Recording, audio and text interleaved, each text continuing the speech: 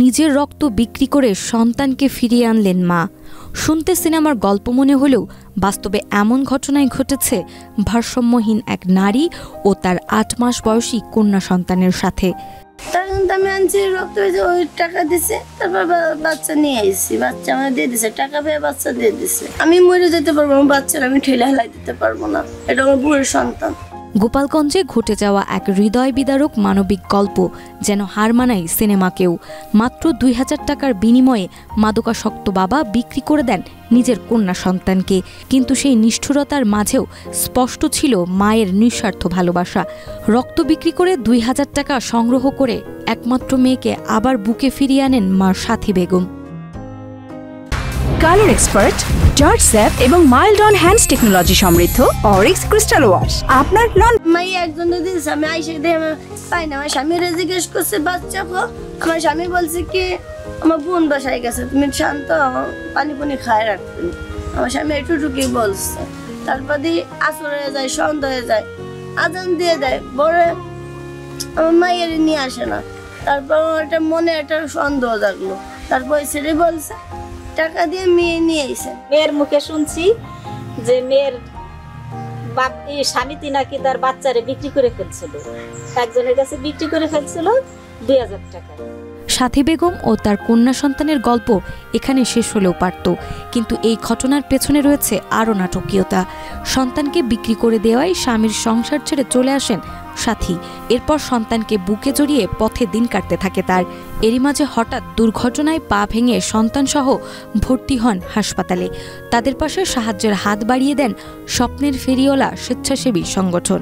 শ্বশুর বাড়ি ছিলাম, সেই শ্বশুর বাড়িতে এরকম মানে কি আমার মেয়ের বিক্রি করছে, সেই গিন্না ঠেলায় শ্বশুর বাড়ি যায় না। ফোনের মাধ্যমে আমার একজন সংগঠক ওর সন্ধান পায় যে মেয়েটা খুব অসহায়, আর একটা ছোট বাচ্চা, এবং তার একটা অ্যাক্সিডেন্টে পার উপর দিয়ে রিক্সা চলে যায়, তার কেউ নাই, এরকম একটা ফোন আমার এক সংগঠকের কাছে আছে।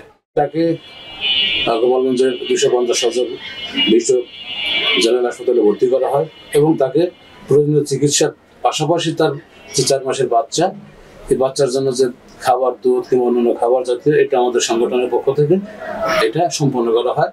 সাথীর মাধ্যমে স্বেচ্ছাসেবী সংগঠন জানতে পারে ৩ বছর আগে বাবা মায়ের সাথে ঝগড়া করে বাড়ি ছেড়ে চলে আসেন সাথী।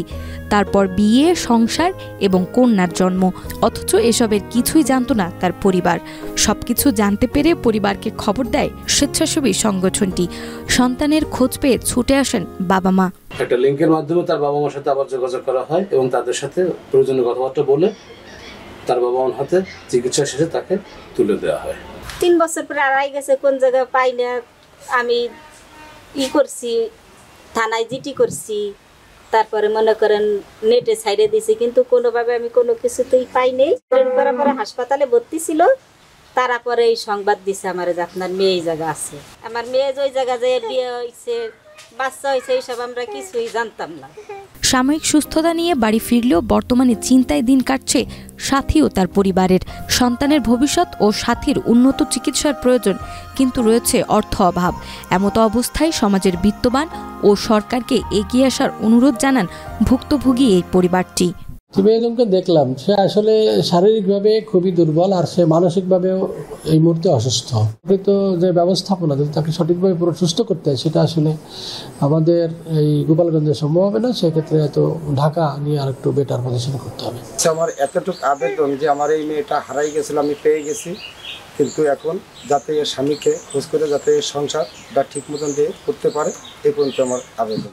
মানসিক ভারসাম্যহীন সাথী ও তার সন্তানের সুরক্ষায় এগিয়ে আসুক সচেতন মহল সহ সমাজের প্রতিটি মানুষ। মায়ের নিঃস্বার্থ ভালোবাসা ও নিরাপত্তায় সৃষ্টি হোক বিরল ইতিহাস।